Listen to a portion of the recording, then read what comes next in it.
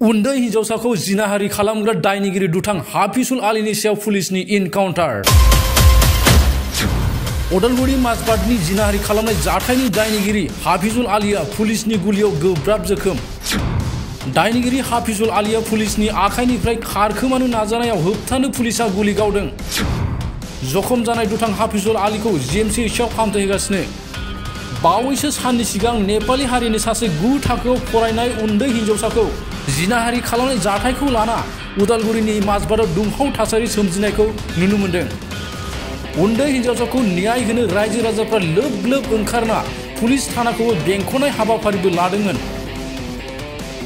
जिनाहारि खालामनाय जाथायनि 7 दुथां दायनिगिरिफोरखौ फासिनि साजा होनो रायजो राजाफ्रा गोख्रों दाबि खालामदों।